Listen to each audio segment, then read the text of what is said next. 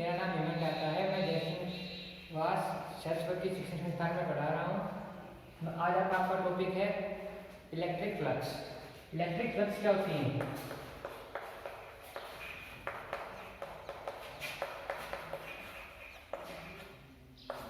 Electric flux, flux का मतलब होता है संख्या।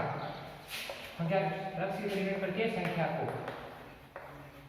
यानी नंबर्स। अब जैसे कि कोई अपने पास एरिया है, इस एरिया में से पर्टिकुलर किसी एरिया में से फ्लो होने वाली करंट, इलेक्ट्रिक फील्ड लाइंस, उनकी काउंटिंग करता है। उसको बोलते हैं विद्युत फ्लक्स या फिर इलेक्ट्रिक फ्लक्स। अब आता है कि इसको डिनोट कैसे करें। इसको डिनोट किया जाता है फाई से। Phi equals to electric field into area. ये तो होता है सर जनरल फॉर्म। अब अगर किसी विशेष एरिया के लिए जाए तो इसको अपन डी फाई से भी डिनोट कर सकते हैं। D phi equals to E dot D A. D A क्या है? यहाँ पे डॉट प्रोडक्ट होता है इनके बीच का। अगर अब अपने को डिफरेंशिएशन का साइन हटाना है, टोटल फ्लक्स निकालनी है, तो अपन इसका इंटीग्रेशन करेंगे तो phi equals to integration of E dot D A.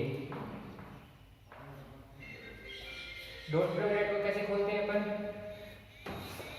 Phi equals to E D A cos theta. ये तो होता है इसका फॉर्मूला। मतलब अगर अपन इसकी डेफिनेशन देखें तो वो हो जाएगी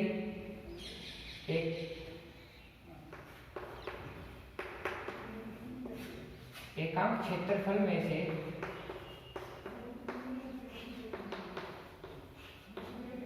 प्रवाहित होने वाली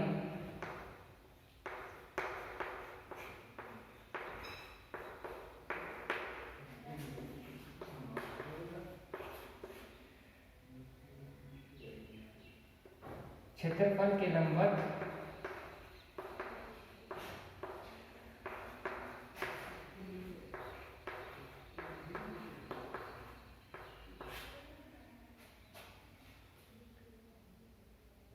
विद्युत रेखाएं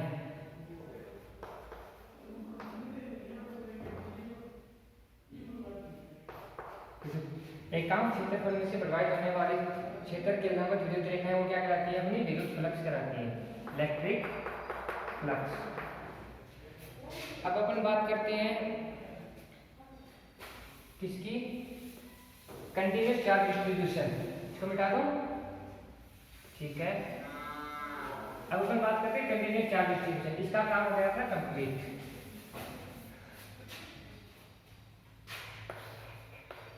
कंटीन्यूअस चार्ज डिस्ट्रीब्यूशन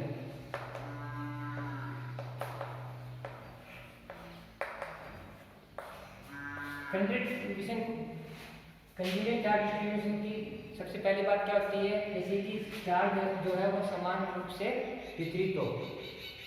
मतलब कोई भी सरफेस है अपने पास, जैसे लाइन है, सरफेस है, वॉल्यूम है, इनके ऊपर से क्या कहते हैं, मतलब इनके ऊपर जो चार्ज है वो बिल्कुल समान रूप से वितरित हो।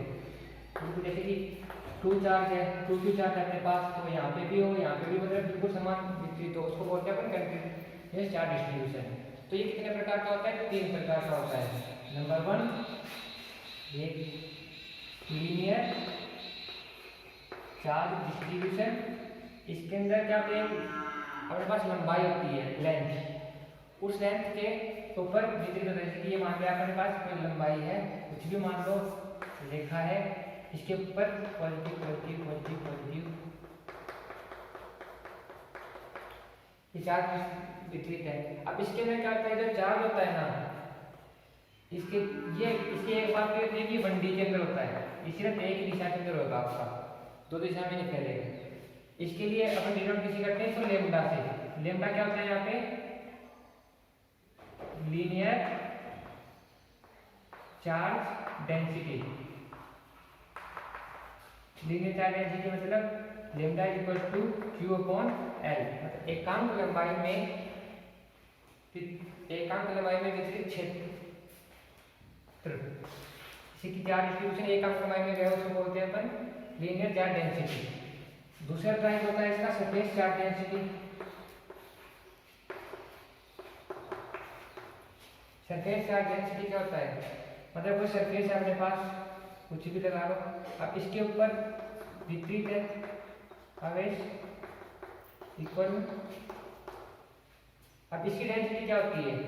हाँ, दूसरी बात ये होता है 2D के अंदर, 2D प्लेन के अंदर दो दिशाओं में होता है। अब इसके लिए एक सेक्शन होता है सिग्मा, सिग्मा को क्या बोलते हैं अपन, surface charge density.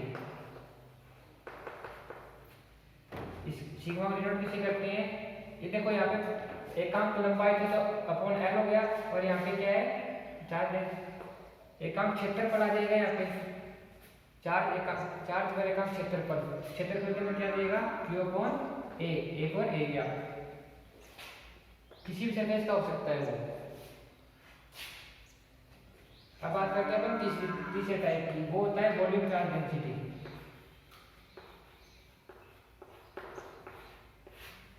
Volume charge density वही बात है, वॉल्यूम में डिस्ट्रीब्यूट है, ठीक है, इसमें होता है 3D के अंदर, क्योंकि वॉल्यूम अपना 3D के अंदर होता है। वॉल्यूम मतलब आयतन भरना, 1D के अंदर भरा जाता है, 2D मतलब उसकी 3 दिशाएं होती है, तो उसको 3D के अंदर होता है। इसके लिए अपने पास क्या होती है चार्ज डेंसिटी रो, इसको बोलते हैं अपन वॉल्यूम चार्ज डेंसिटी। तो रो इक्वल टू कितना हो जाएगा क्यू अपॉन, अब वॉल्यूम के अंदर कितना होता है वी, वॉल्यूम किसी चीज का हो सकता है। अब साथ साथ इनकी बात कर लेते हैं अपन बीमाई, इसकी बीमाई क्या होती है, बीमाई की यूनिट, तो इसकी यूनिट देखो लेमडा की यूनिट क्या होती है, चार्ज की यूनिट है कूलम, और लेंथ की होती है एल, कूलम की बीमा कितनी होती है ए इंटू टी, और लेंथ की एल, कंबाइन करके लिख देंगे इसको ए टी एल माइनस 1, ये इसकी बीमा हो गई। अब 2D के अंदर बात करते हैं सरफेस चार्ज डेंसिटी, इसके लिए यूनिट देखें सिग्मा इक्वल टू चार्ज की तो कूलम, और एरिया की कितनी होती है एल स्क्वायर, मीटर स्क्वायर होती है इसकी अपनी, तो इसकी बीमा कितनी हो जाएगी A into T L square A T L minus 2। इसी प्रकार से बात करें वॉल्यूम चार्ज डेंसिटी की, तो lambda equal rho equal to C upon L cube A T upon L cube A T L minus 3। यहाँ पे कोई दिक्कत है तो आप नीचे बता सकते हो कमेंट सेक्शन में, आपका अगली क्लास में क्लियर हो जाएगा। अब अपन बात करते हैं गाउस लॉ, ये मिटा देता हूँ मैं भी।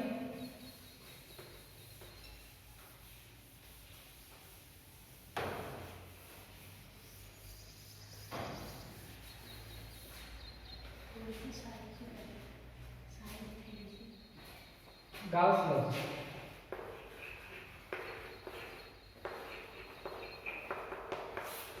गॉस एक वैज्ञानिक था, इसने क्या कहा कि जो अपनी इलेक्ट्रिक फ्लक्स लाइन है ना, वो एक कंटिन्यूअस चार्ज डिस्ट्रीब्यूशन जो होता है ना, कंटिन्यूअस चार्ज डिस्ट्रीब्यूशन मतलब सतत वितरित आवेश, उसमें से वो क्या करता है एक समान बना के, जैसे एक वायर की ले अपन एक वायर है, वायर भी मान ले तो अभी बिल्कुल चारों तरफ डिस्ट्रीब्यूट कैसे होगा, सम्मित कैसे होगा, तो वायर के लिए अपन इसे बनाएंगे बेलंडी, मतलब कोई भी सम्मित होना चाहिए। जैसे कि एक पॉइंट है, अब पॉइंट की चारों तरफ सिमेट्री कहाँ पे आएगी, गोला बनेगा तभी सिमेट्री आएगी। ऐसे कंटिन्यूअस चार्ज डिस्ट्रीब्यूशन के लिए गाउस लॉ लगा। गाउस लॉ ने क्या बोला कि जो फ्लक्स अपने पास इलेक्ट्रिक फ्लक्स फाई कितनी होती है, phi equal to E dot D S होती है, डी एस या डी ए कुछ भी बोल दो, एरिया दोनों एरिया की नोट करती है। और एक फॉर्मूला था अपने पास फाई इक्वल टू, गाउस के अनुसार क्या होता है क्यू अपॉन एप्सिलॉन नॉट, अब गाउस ने ऐसे बोला कि जो ये जो इक्वेशन है डी फाई इक्वल टू ये हो जाएगी E dot D S equal to Q upon epsilon nought. अब इसकी एक कंडीशन होती है, कंडीशन क्या है कि चार्ज अपना सिमेट्रिक होना चाहिए। अब अपने इसका एप्लीकेशन पार्ट देख लेते हैं। ये तो इसका हो गया गाउस लॉ की डेफिनेशन क्या होती है। यहाँ पे कोई दिक्कत हो तो बता देना। अब आशा करते हैं अपन इसकी एप्लीकेशन पार्ट की।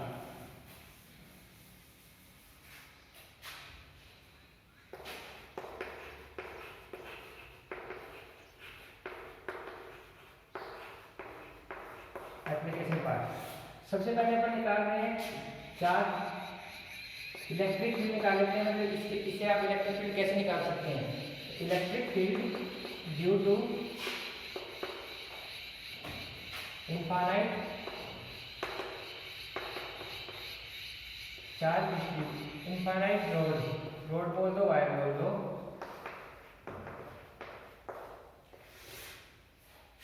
अब ये कुछ तरह से डिनोट होता है linear surface volume charge distribution सभी। तो सबसे पहले हम लीनियर की बात करते हैं। ये ड्राइवर है लीनियर के अंदर अपने पास एक वायर है इनफाइनाइट, इसके ऊपर प्लस चार्ज है और इसके ऊपर डिस्ट्रीब्यूट है इक्वली।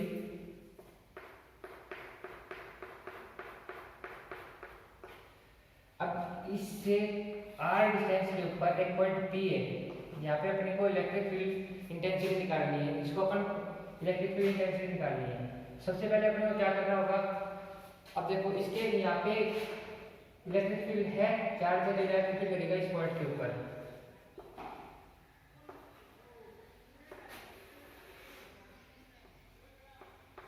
ये लग गया है पॉइंट इलेक्ट्रिक फील्ड ई।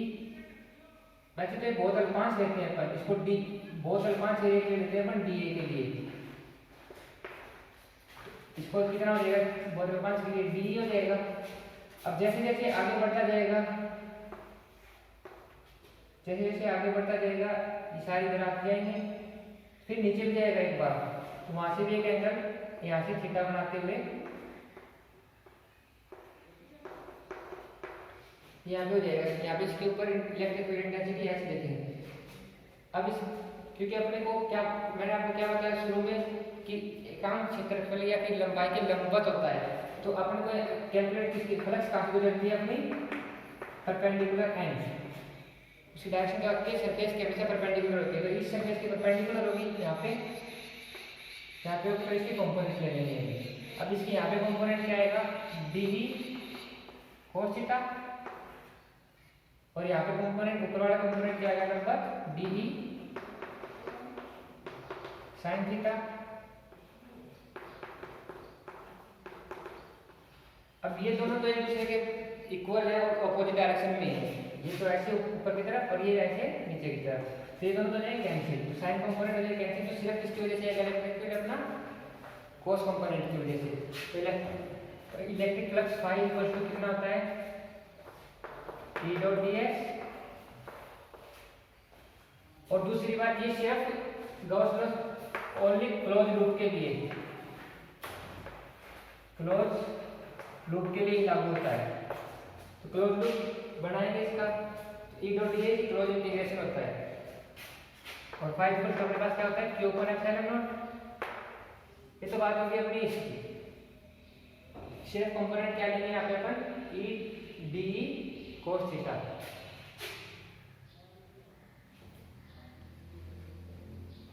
यहाँ पे क्या लिखेंगे अपन, D cos theta into ds, area आ जाएगा equal to Q upon epsilon naught, और ये क्लोज लूप के लिए।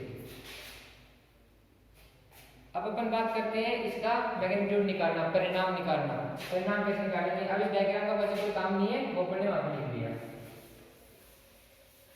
अब इसका करेंगे मैग्नीट्यूड निकालेंगे अपन, मैग्नीट्यूड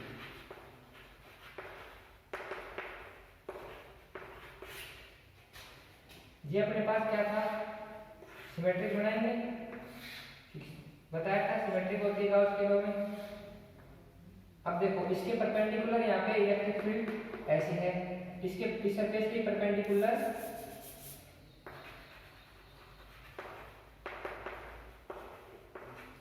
इस सरफेस की परपेंडिकुलर इलेक्ट्रिक फील्ड होगा, इलेक्ट्रिक फील्ड तो इसके परपेंडिकुलर होगा ई। अब आते हैं सरफेस की डायरेक्शन की। ये जो सरफेस की डायरेक्शन है अपने पास, जैसे चौक है, चौक के ऊपर वाली डायरेक्शन किस तरफ है, ऊपर की तरफ, ऊपर की तरफ तो कितनी होती है DA1, इसको DA1 नाम दे दिया। इसकी डायरेक्शन किस तरफ है, जैसे चौक की है, परपेंडिकुलर देखते हैं तो इलेक्ट्रिक फील्ड डायरेक्शन में होगी, तो ये क्या रहेगी DA2, ये सेकंड सरफेस हो गई। और ऐसे ही थर्ड सरफेस करेंगे तो ये इलेक्ट्रिक फील्ड की डायरेक्शन और ये सरफेस की डायरेक्शन, तो इसको हो जाएगा DA3। अब गॉस का क्या बोलता है, total flux, E dot ds total, first surface के लिए कितना है E DA1 cos theta, addition में। अब उसको मैं डाल रहा हूँ एक बार, यहाँ पे ऊपर लिख देता हूँ। सेकंड के लिए E D, फर्स्ट सरफेस के लिए, सेकंड सरफेस के लिए E DA2 cos theta, third surface के लिए और सभी सरफेस का एडिशन कर देंगे, टोटल सरफेस के लिए लेते हैं अपन, तो E DA3 cos theta equal to कितना हो जाएगा Q अपॉन एप्सिलॉन नॉट। यहाँ तक कोई दिक्कत? अब देखो एंगल देखना है अपने को, DA1 और E के बीच में एंगल कितना है, cos थीटा। यहाँ पे वैल्यू पुट करेंगे अपन, ये तो मैंने जनरल में लिख दिया, वैसे वैल्यू पुट करेंगे हमें हर थीटा की। E और DA के बीच का एंगल कितना है 90 डिग्री। अब आप बताओ cos 90 डिग्री कितना होता है, cos 90 degree equal to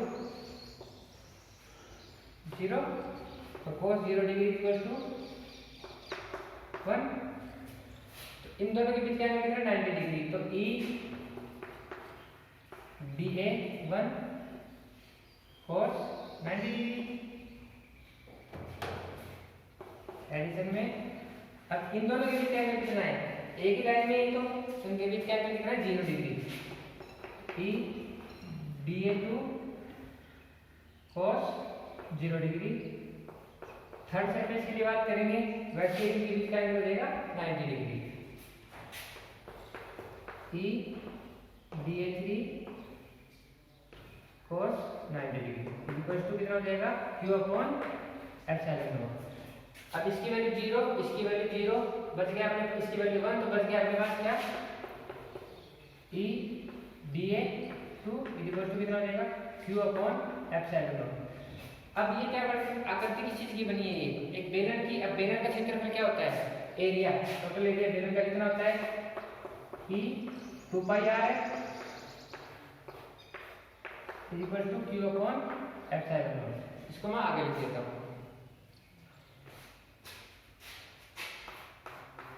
E into 2 pi r है equal to Q upon epsilon nought. अब इलेक्ट्रिक फील्ड इंटेंसिटी E निकालनी है अपने को, E equal to Q upon, इसको नीचे ले आएंगे 2 पाई r l। अब अपन ने बात की थी लीनियर चार्ज डेंसिटी होती है, अपने पास क्या होती है लेम्डा। लेम्डा कितना होता है अपने पास Q अपॉन l, तो यहाँ से Q को कितना लिख सकते हैं अपन लेम्डा l, तो Q की वैल्यू पुट कर देंगे अपन lambda l equal to Q upon Q की जगह पुट कर देंगे lambda into l 2 pi r into l, तो l से l कैंसिल, तो इलेक्ट्रिक फील्ड इंटेंसिटी कितनी होगी अपनी E equal to lambda upon 2 pi r। एक तो ये होगी इस फॉर्म में, इसको दूसरी फॉर्म में भी लिख सकते हैं अपन, दो ऊपर लिखो, इसको 2 से मल्टीप्लाई कर दो, 2 लेम्डा अपॉन 4, सॉरी यहाँ पे एप्सिलॉन नॉट नहीं लिखा मैंने, 4 pi epsilon not into r। अब 1/4 पाई एप्सिलॉन नॉट अपने पास क्या होता है, k, इसको होता है k बोलते हैं, 1/4 पाई एप्सिलॉन नॉट। तो यहाँ से इलेक्ट्रिक फील्ड इंटेंसिटी कितनी आ जाएगी 2 k लेम्डा अपॉन r। ये अपना हो गया electric field intensity due to infinite rod या फिर इनफाइनाइट वायर बोल सकते हैं। आज की क्लास में बस इतना ही। Thank you.